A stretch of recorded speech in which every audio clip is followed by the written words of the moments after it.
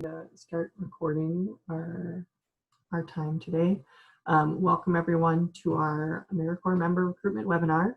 We're really going to focus our conversation today on hearing from some folks from the field and their experience with AmeriCorps member and specifically Reading Corps and Math Corps member recruitment, and be able to have a panel discussion as well.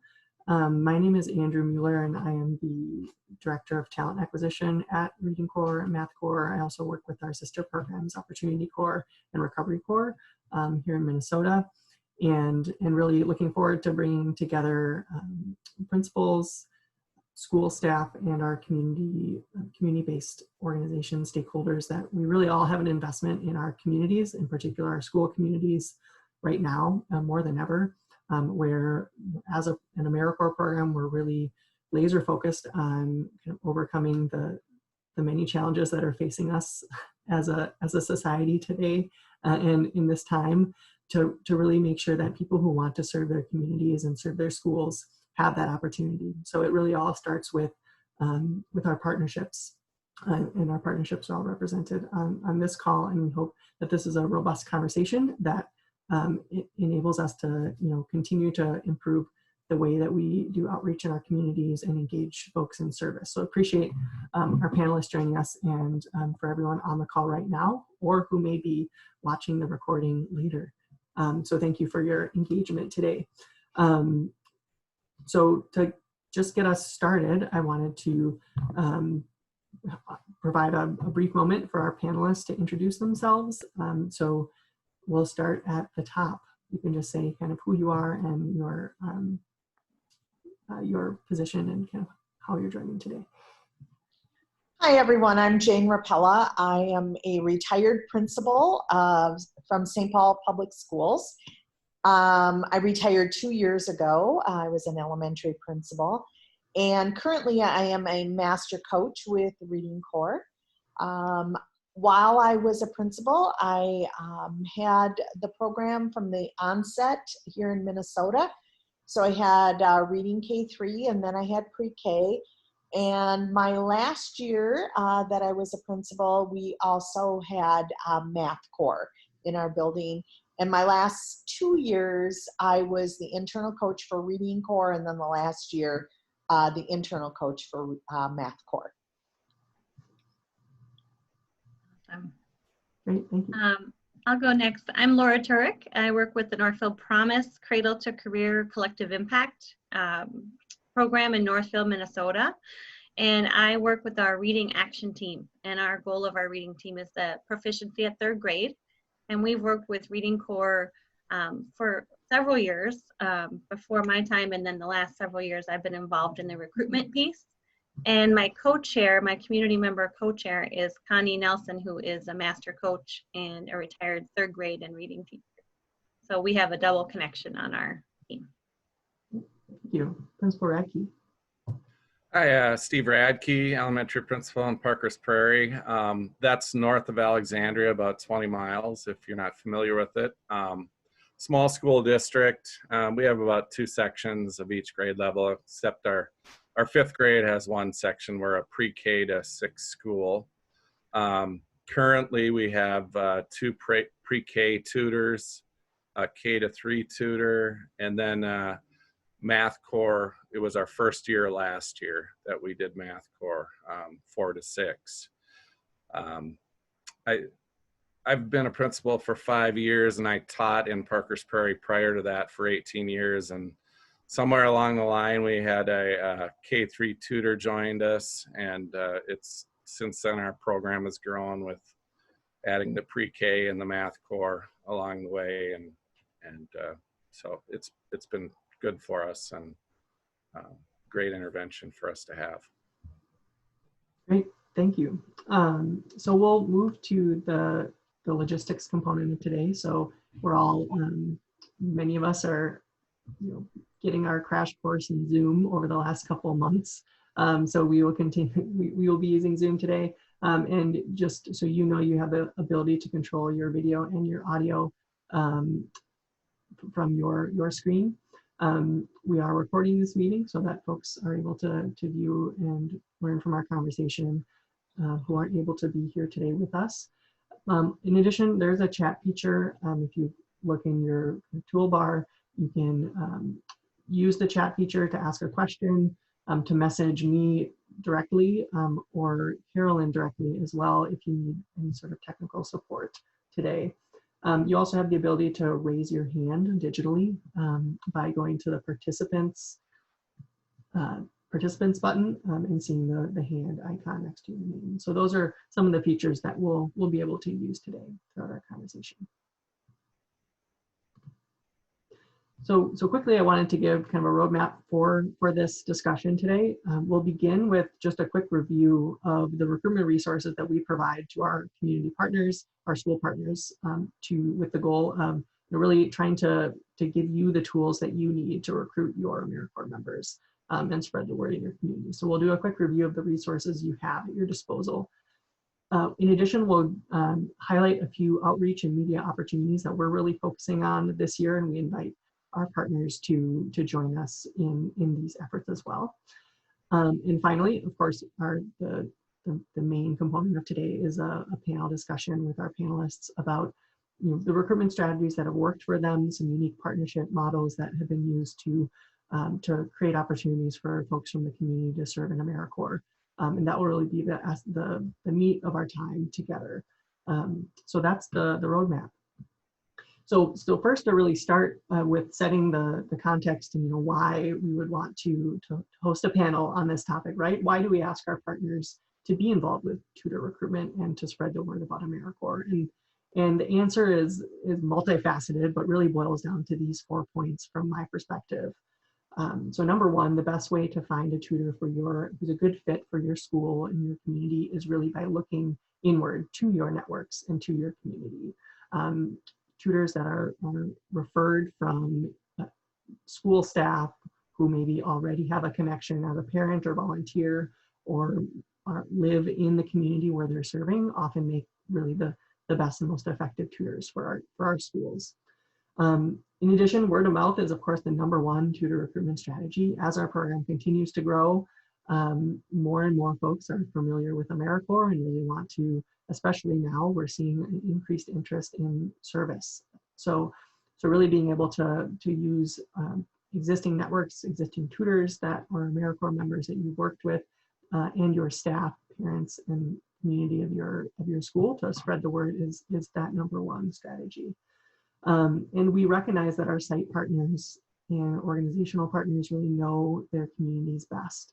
And if we can equip you with the tools that you need, we have a higher likelihood of really finding the best fit for your building in the form of an AmeriCorps member.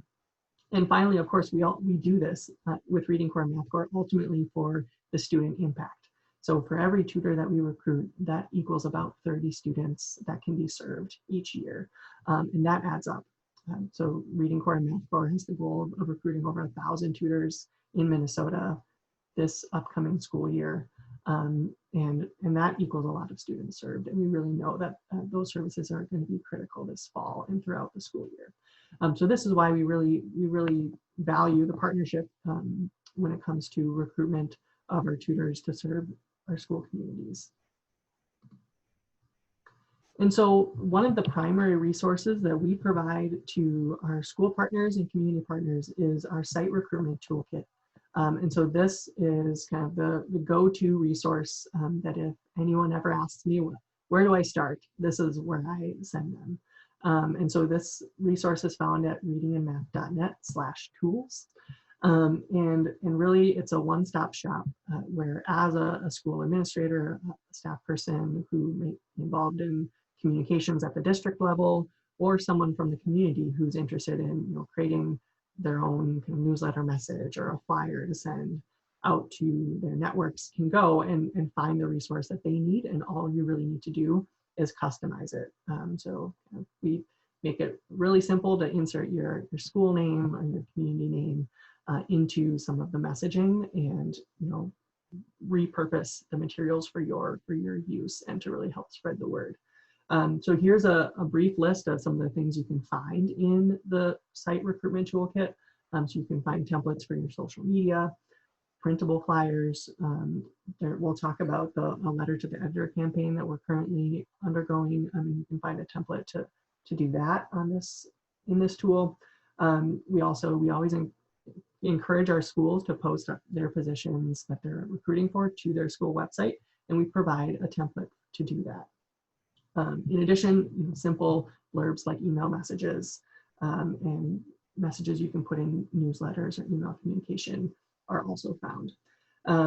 One new addition that we are adding, and it's not necessarily on the toolkit, but more so kind of on the marketing team with Reading Corps and Math Corps, is we have this summer a team of interns who are laser focused on building the capacity of our organization and our sites to more effectively recruit in their communities. And so a part of that team involves really kind of a concierge service where, as a school, if you need a specific flyer or you look at the toolkit and you're like, you know what, I don't quite see what I'm looking for, but I have a vision, you can reach out to our marketing team and they'll partner directly with you to create the custom content that you feel like will work best for your community.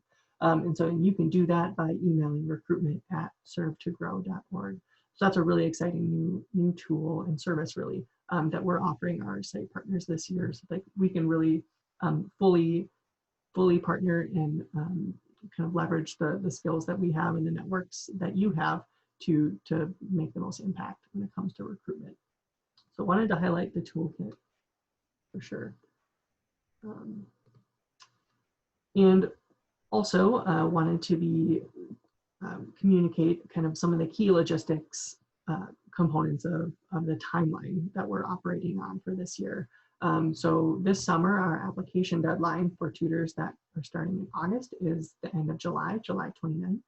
And our tutors this year in Reading Corps and Math Corps will be starting on August 16th, where we will be implementing a virtual Reading Corps and Math Corps Institute training, which is a first foray for us into the virtual training world. But we're really excited to kick off the service year in August.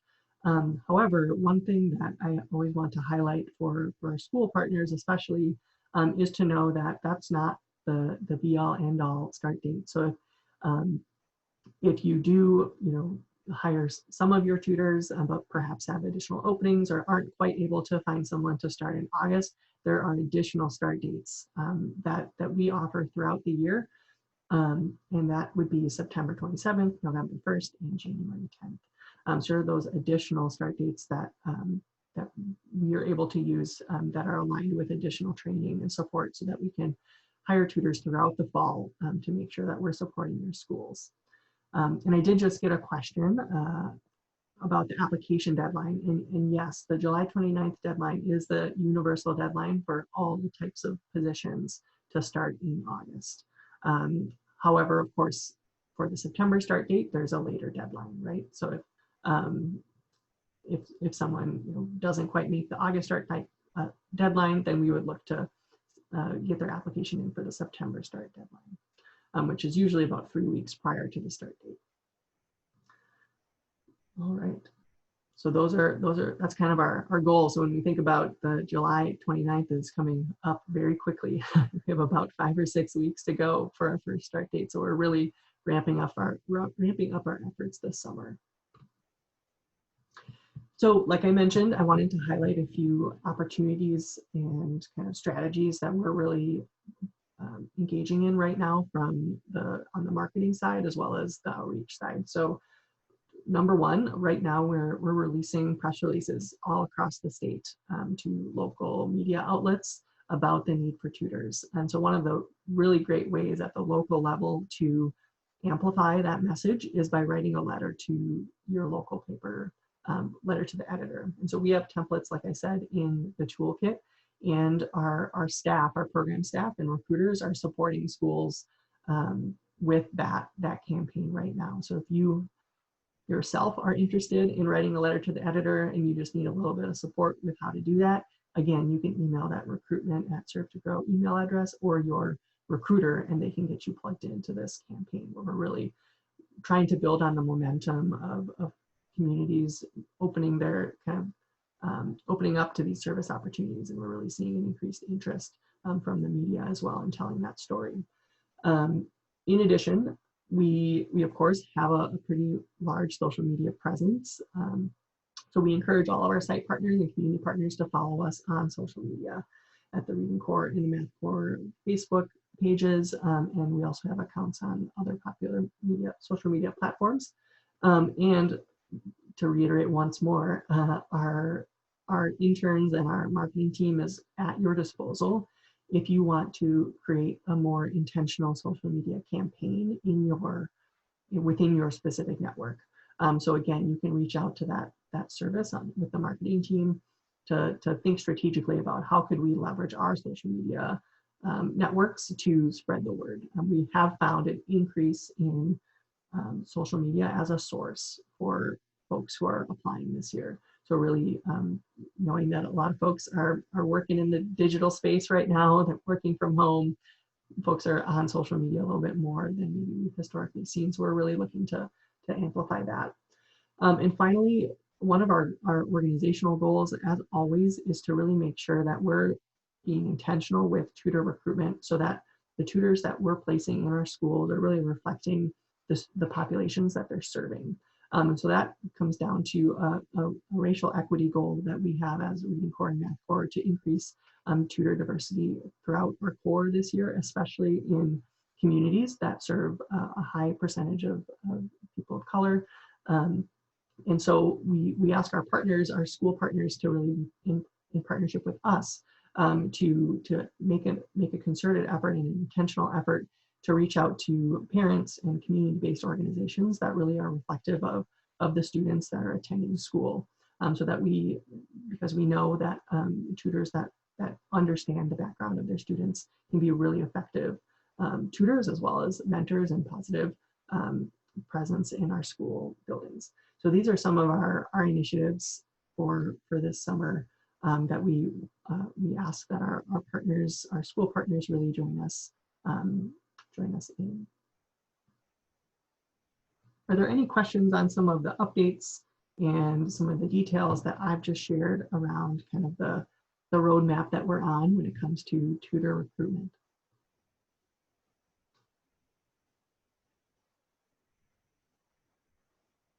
Okay, so feel free again to use the chat feature. We are going to move into our panel discussion. And so what I'd like to do to kind of kick us off, the nature of panel discussions is one where you can prepare quite a bit and then it will go in a very different direction. So I want to be very open to the multitude of directions our panel discussion could go today, but want to give folks a chance to kind of introduce themselves, our panelists, a little bit more in depth, and also speak to their experience when it comes to tutor recruitment for their communities, for their schools. And ultimately, what we're, as the title of this webinar is getting at, we're looking all about kind of what are the things that are working in your communities to engage the community in AmeriCorps service. And so really using that as a jumping off point to kind of describe some unique strategies or tactics or partnerships that you've built in your communities to provide this opportunity to folks to serve their community. So I will have our panelists kind of introduce themselves and give that kind of opening remarks in the order that they're listed here. So we'll have Jean kick us off. All right. Well, as I stated, I was a principal in St. Paul, and I was a principal 21 years. And I couldn't even tell you how many years I did Reading Corps, but I was fairly successful over all those years of recruiting members. Some of the tactics I used, well, number one, my staff. I would send an email out, and inevitably they either had like one of their own kids that had just graduated from college or was taking a gap year, something like that, or one of their neighbors, one of their relatives. I got several tutors over the years from that. Another way that was very successful for me was, and not necessarily always the tutors would come to my school, but they were interested in other schools because it was closer to the house, is candidates. that I didn't hire for TA positions, para, or even teacher positions because it was their foot in the door. So that was very successful. I honestly was recruiting at garage sales. Anywhere I went, I talked about Reading Corps. So that helped a lot. If you can work in conjunction with your human resource department for your district, that's another good place, because if you're more than one school in your district, other principals are looking at candidates too. And another big area that I was able to get tutors from is student teachers, especially those student teachers that would student teach in the fall. And they graduated in December, but there really wasn't any jobs open. I was able to secure a few of those over the years for tutor positions. I think we have a huge opportunity this summer for people. Number one, due to the COVID-19, people are wanting to give back to their community. Plus, with the uncertainty of universities and if it's going to be distance learning or not, some parents want their kids to take a gap year. You have a lot of opportunities right there. I really think the best way to get tutors is the personal connection, because you know exactly what you need in your school. Of course, I put it in the newsletter, I had it on Twitter, I had it on our Facebook account, all of those things. But that personal connection of somebody knowing somebody was the best way to get tutors. Thanks, Jane, for that introduction. We'll move to Steve for you to share a little bit of your insight. Yeah, some similarities with Jane there. I think that last statement she made, familiarity with some of the people. We've had parents that have come to early childhood family ed that have been attending those meetings for years, and then their kids go to preschool, and then when they enter kindergarten, sometimes that there's empty house and they're looking for things to do. So we've had people seek that position out, and I think our early childhood people are really good at kind of promoting that position too, especially when they're looking for someone in their early childhood classes. They're, hey, we're going to have an opening. You'd be great for that. You'd be, would you be interested in that? Our math core position last year was filled by a grandparent of some kids in school, and I think she just wanted to be involved in school, and sometimes it's people that are looking to be volunteers, and this is another option, and she can use the scholarship for her grandkids or whatnot. Just other areas I've put ads in the local newspaper before, use some social media. We have a booster club that they're willing to post some of that on their Facebook page. In Parker's, like I said, it's a small community. We're kind of between Wadena and Alexandria, and they both have local junior colleges or tech schools. And we've contacted both of those places before and said, hey, if there's anyone that would be interested in, Reading Corps or Math Corps, send them our way. If we have an open house or even a music program or something, we usually have tables out with flyers. We have those posted around the school. We've contacted our ministerial group before, the community, clergy, that they often meet together, and just ask them, hey, could you put something in your bulletin? They've done that before. Like I said, targeting parents and then letting staff know if we're going to have some upcoming openings, because they sometimes know those parents or people that would be good for that. So, those are just some ways we've done it. Thanks, Steve. And so we'll have Laura share some insight into the unique partnership that's happening in Northfield. Hi. In Northfield, we've been trying to work toward the diversifying of the workforce. We have a large Latinx population in Northfield, and we have a program called TORCH, which is a college access program. And what we've done is tried to work through the high school seniors at Torch, using the Torch staff as a partner to help identify kids with an interest in education, and then give them a little prep work before it's time to interview with the school principal. And so what we found as a big hoop for those kids to get through was that phone interview.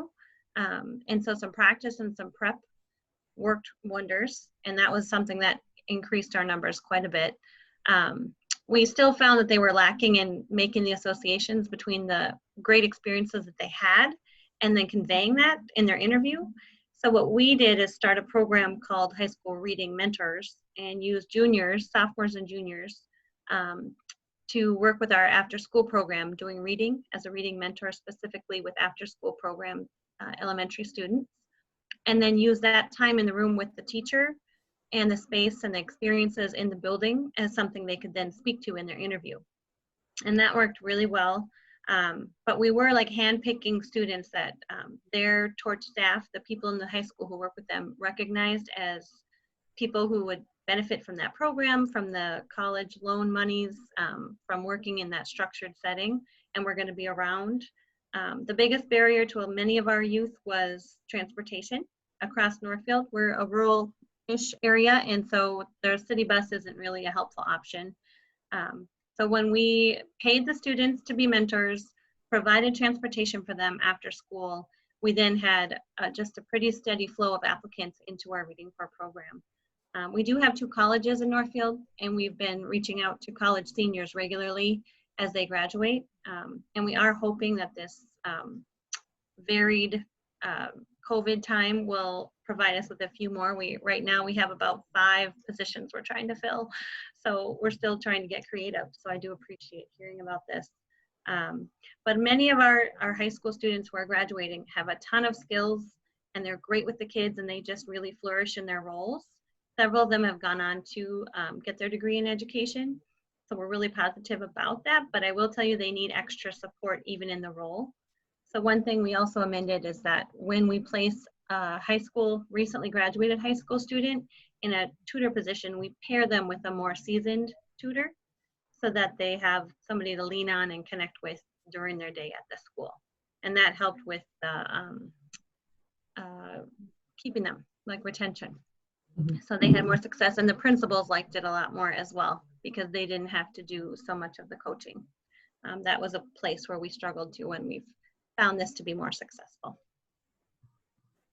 Great, thank you, Laura. And so one of the questions, we'll stay on Laura for the moment, which is kind of from the perspective of a community organization working in collaboration with schools. You know, that is definitely the partnership that has been developed in Northfield is really, from my perspective, a model that we would love to see, you know, in other communities as well. And so from the perspective of a community organization, what does a really successful kind of partnership look like with schools in your community? So what does that school to community organization partnership look like, and what to make that type of relationship work? Sure. I think a really strong internal coach is important, and building a sense of community amongst the tutors in the community. We had an internal coach that was just fabulous and would do some community building things amongst the tutors. And that person was able to kind of build up the squad and head off any problems, and they had the best rates of any of the programs years we've had. So that was one thing. The other is just principals who are open to a little bit of coaching, because these could be future teachers for them. And especially if they're lacking a couple of skills here or there, it isn't their job, but it is helpful when they step in and coach. And ours have been wonderful that way. And we've had a lot of success with our tutors feeling welcomed and involved in the school community. Thank you. And that the topic of you know, these tutors could be your next teachers, I think really resonates for me. And I know Jane and I have talked about this a little bit. So perhaps Jane, could you give a little bit more of an in-depth case, if you will, for that, for, you know, how can principals really leverage these up and coming folks to be their future teachers? Well, one of the things I would do with tutors, because I had I had two tutors over the years that I actually mentored myself. Well, I shouldn't say just two, that I hired eventually as teachers. So I mentored them. Both of them were journalism majors, graduated from college, wasn't quite sure what they were going to do with their lives, and both became tutors for me. Both of them then, when they finished their service, I hired as a special education teaching assistant in my building, convinced both of them to go back to school to get their master's in education, and ended up hiring both of them as teachers. And I'm talking, they were phenomenal teachers, both of them. I remember the last one I hired at my last school before I retired, and I went into her room. She was teaching 4th grade, and I was watching her. She was doing small group instruction, and she was working with one student particularly, and was doing duet reading with that 4th grader of an intervention she learned in Reading Corps using in her 4th grade classroom. So one of the things I recommend is working with HR and in your school district to talk about that this could be a pipeline to future teachers, especially for teachers of color. So, which we are in desperate need of across the state. And it's a perfect way to get them into the schools so they get a feel for what it's like, and you can see the potential in these people. And then I just went into mentoring them. I mean, I knew they were going to be teachers before they did, and I'm so proud of them. And there were a few others that went off and taught in other districts. But I know we were gathering some data last year. There is quite a few tutors across the state that have gone into and got their degrees in teaching and are currently teaching in the state of Minnesota. So this is definitely a program that you can grow your own. Mhm. So I highly recommend it. Thanks, Jane. And yeah, I would be interested, Steve, our other panelist, if you if you want to speak to that a little bit, and or in thinking about you've successfully scaled the program as well at your particular school, from kind of one program to now having all three. And what were some of the recruitment challenges that you overcame to be able to do that? And just maybe speak a little bit to that experience as well. Well, I think we haven't had a teacher come out of the program yet, but we have had some people that have been tutors that have now are going off into a program. And a couple of them have kind of been midlife. They've finished their family, or their kids are now in school, and they're deciding, hey, I think I want to be a teacher. They've went through Reading Corps, been a Reading Corps tutor, and now are back at school. And one of them is finishing up her special ed student teaching this fall. If they're able to do that with COVID here, but so that has been a real positive, and that would be somebody that want to stay in the community, and we're always looking for special ed teachers, it seems. So as far as challenges, we've been pretty lucky for being a small district where we've had interest, but one of the biggest challenges a couple of years ago when we decided to do AmeriCorps was finding a AmeriCorps tutor. And we did find somebody, and then their family situation worked out where they ended up, they couldn't do it. And the big thing I heard there from a lot of people is, I just don't know math very well. That math phobia, it's kind of something you have to overcome. And what I've tried to do with that is just kind of say, hey, it's a scripted thing. You can kind of learn as you go, and you're able to help out. And last year we found somebody, and then she did a great job, and kind of thought, well, maybe this would be the only year she would do it. And now thankfully she's coming back, but that has been a challenge, and I don't know if there's other ways to get over that, but it is that math phobia a little bit that's out there. That's been a challenge. Yeah, definitely. Does anyone else have any thoughts on, in particular with AmeriCorps recruitment? We know that there is kind of this socialized fear, for lack of a better term, of math. And we know that our Jane being an example of our reading core master coach, we have a ton of coaches and trainers that are really well skilled and really preparing folks to be successful tutors.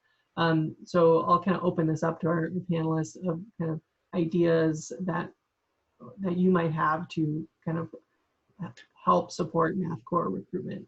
Just to add to that, Andrew, I think something Yeah. you just said there kind of sparked my memory a little bit, but I have talked to, our master coaches and our, in-house coaches and things like that, and told people that are interested, hey, you have this wealth of support that they're going to provide you. It's going to be there for you. You're not into this on your own. There's always going to be someone there to help you. Absolutely. And I also think that principals and internal coaches, especially if it's new in your building, if you look at the curriculum and get yourself familiarized with the curriculum, you can talk to potential tutors about it, because it isn't as scary as it sounds. Because there are a lot of people, I agree, that have the math phobia. And once you know what the curriculum is like, it really helps to be able to speak of how scripted it is, how easy it is to administer, what supports you're going to get in the building. I think it's harder the first year when you don't know the program as well. And after that, it's a lot easier to talk about. So familiarize yourself, and then you'll have a better chance of recruiting tutors. Absolutely. I just wanted to pipe in and say that one area that we schools could support this program would be around the scheduling. I think the biggest trouble for some of our tutors is being advocates for the program within the busy schedule of a school day. And principals and internal coaches are working with teachers, and sometimes the teachers they have their own goals, and this isn't necessarily something they want to take on. And even just the scheduling conversations can be tricky. And so if principals can really advocate for the worth of the time, I think you can see the tutors themselves, especially if they're young, they want to feel useful and they don't want to make a problem. And so we want to just keep that flow really smooth between the teachers and the principal and the tutors, so that they feel welcomed and useful, and the younger kids get what they need as well. Laura, that's a great point. And when I brought AmeriCorps into my building my last year, I met with my 4th and 5th grade teachers. And, they were feeling a little left out because K-3 had reading and they didn't. And we talked about how it would work. And I had the 100% buy-in with my teachers before we even applied. And that really it makes it a whole lot easier to get it to work in the building. And yes, scheduling can be a nightmare. And if the principal is involved, you can go in and say, yeah, well, we have to do our massaging as we do with our teachers, but basically the buck stops with us, and it's going to help the kids. I use the data that Reading Corps provided, but afterwards, like the following year when we were going to apply again, we looked at the data of the students who were in the program and how we had moved so many of our partial kids to meet standard that were receiving service. And I only had it from January to the end of the year. After that, my teachers are like, we have to have it again. Please we need another tutor. And they were actively recruiting at that point for tutors because they saw the benefits so much. Thanks, Jane, for that. And what I'm also hearing in this is, the key role of the school leader in really building champions among staff at the school, both in terms of the actual implementation of the program or programs themselves, right? That where teachers being really on board with their students receiving this critical support. And I think from a tutor recruitment perspective, having champions in your building and in your community that, you know, are familiar with the program and are also invested in getting the word out can be a really effective strategy, right? So that it's not falling all on the internal coach perhaps or the principal to do everything, but building champions in the building and the community can kind of spread out some of the effort that's required to recruit tutors. So I'd be curious kind of what that might look like in our panelists' experience when it comes to, you know, how do you kind of win someone over so that they're really supporting you in spreading the word.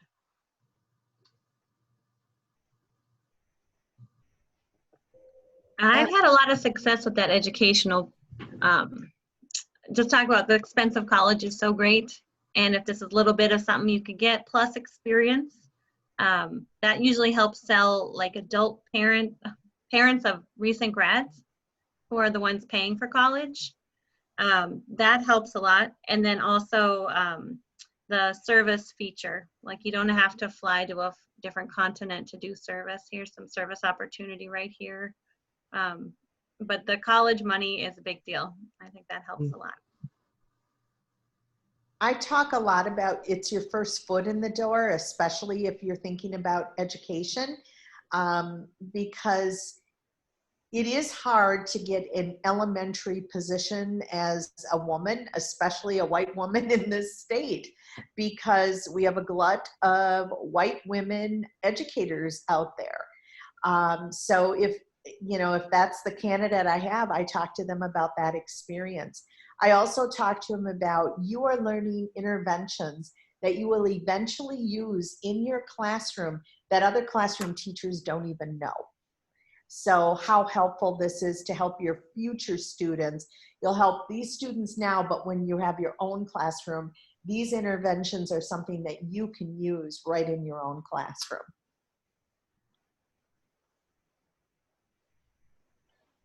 I think just the fact that they are learning interventions and like Jane said, they have some tools in their kit. And, you know, I think a big thing when you're talking to people about being part of AmeriCorps is, hey, we're here, we're going to help support students, you're going to help them improve. And some of these kids are struggling a little bit and you have a chance to really help and really support them. Great. Thank you all for that. So one of the components of recruitment and our recruitment staff are, you know, constantly setting goals and kind of orchestrating all of the different components that go into, you know, outreach ultimately, right? So there's, you know, it'd be great if we all had kind of a project manager to help us out, right? So thinking from the perspective of, you know, a school or community leader, you know, what are some strategies that you would use to, you know, make sure that you are fully leveraging all the tools that are available, right? And maybe not getting bogged down by kind of the many tasks that you could implement when it comes to tutor recruitment. So what are some of those organizational strategies, whether it's involving additional folks in your building or community in the effort itself, or just ways that you kind of make sure that you are kind of hitting on all the cylinders of recruitment?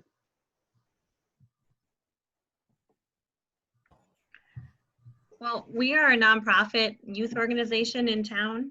We work with the schools, but we are not part of the schools, and we do the majority of the recruitment, and we're happy to because it serves our goal of the 3rd grade reading proficiency. And so reaching out to your nonprofits in your community to see where the partnering can come from. Some of the postcard mailings and the outreach posters don't cost a ton of money. And usually youth organizations or United Way type groups have large donor populations that you can reach through who have a sense of service already built in. So you can get them to distribute messaging via Facebook, social media, and then all the different addresses and then their networks that they all have. So I would encourage you to look around your community for partners. Awesome. I think I've talked a lot of about a lot of different strategies that you can use for recruitment. Using just one isn't going to get you tutors. You have to have a plethora of different strategies, and you can't do it alone as a principal or an internal coach.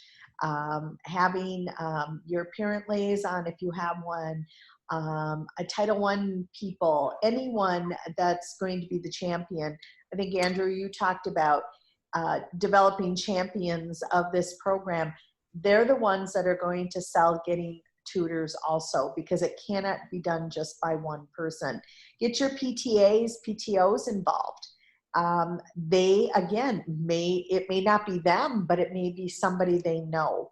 So also an area I forgot to talk about is those teachers that retire and are still looking at a way to give back, because it's really hard to go from retirement to nothing.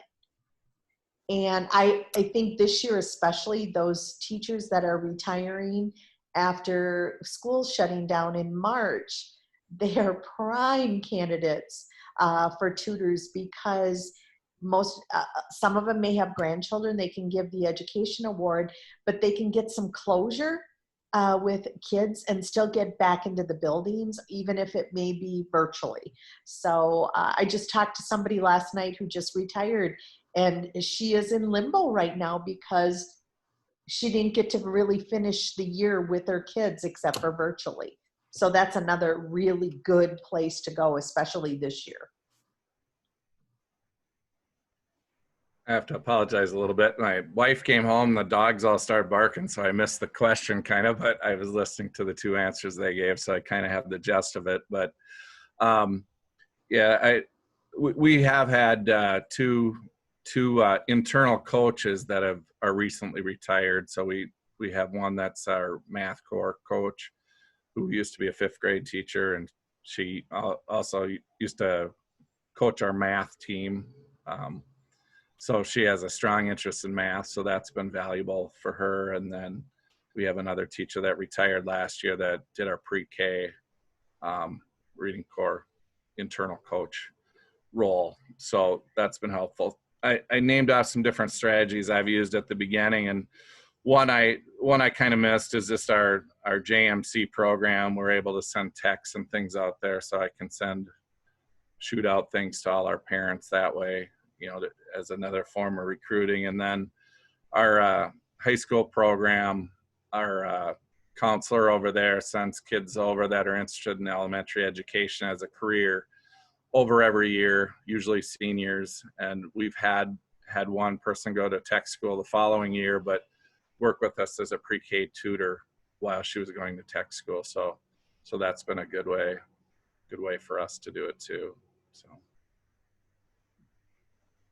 Fantastic. Those are both really creative, especially taking advantage of the tools that you already have to communicate to your parents and to your community, I think is super key. And that's, again, back to where, you know, we have a toolkit of resources, but if there's something that's not quite represented on that toolkit, but that you could use given the tools that you have at your disposal, that's really, you know, we always encourage our partners to reach out. So we're reaching the end of our time. So I wanted to provide, you know, any last opportunity for someone who has joined us, who has a question, or for panelists to share any parting thoughts they have on the topic of, you know, what we can really do to mobilize our communities for AmeriCorps service this fall.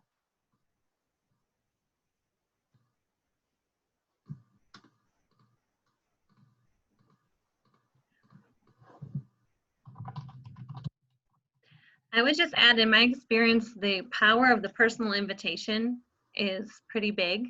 That somebody looks at someone and says, I think you'd be really good at this, and here's how you get connected, and then follow up. And that honestly does seem to make the biggest difference. And I think that's where our high school porch partners are doing that. And then also we're kind of going around the community, putting that bug in everybody's ear too. But I think the singular invitation for quality tutors, as opposed to blasting money out the door to really go get the whole world. Sitting down, coffees with people to explain how it works, if you think they might fit the bill for their time of life or whatever, that seems to be really helpful. It's a great program, and we're very appreciative of it in Northfield. Laura. Yeah, I think the power of relationships is really what we're all about as a program, as a one-on-one and small group tutoring program, right? We see that impact in our schools, and I think using that same concept to really focus on relationships when it comes to outreach and those personal asks from school leaders, that the fact that, when you take the time to really, offer someone this type of opportunity, I think there's value in that for sure, and folks will respond. So I also pasted in the website for Laura's organization in Northfield if folks are interested in, and that's in the chat for folks that are interested in learning a little bit more about the work happening in Northfield. So with that, I wanted to leave us with, we just spent nearly an hour talking about what works. And so I wanted to leave us with a few next steps for folks that are watching, participating today, that you can take to move the needle and help you serve your students this fall. So like I said earlier, writing a letter to the editor of your local paper, really showing that there's local investment in this program can go really far. Taking advantage of your social media networks, reaching out to us for support, to engage in a more robust campaign, especially if you have if you're a part of a larger district. Really communicating to your staff, volunteers, and parents. So those personal asks, so that kind of relationship level communication is key.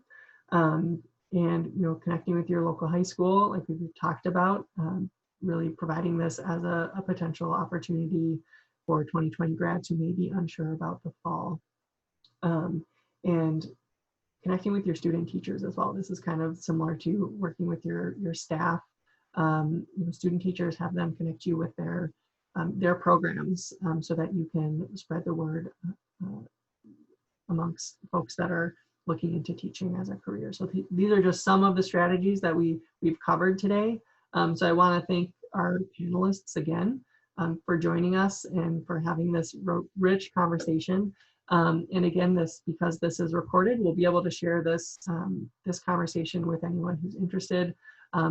Like I mentioned numerous times, if you as a school would like support with your own recruitment, you can reach out to your recruiter or contact us at recruitment@servetogrow.org, and we will staff up your needs so that we can really collaborate together to get the word out this summer. So I want to thank everyone once again for joining, and I will leave us at this and say have a great rest of your day and week and summer. So thanks everyone. Thanks, Andrew, and thanks everyone. Thank you.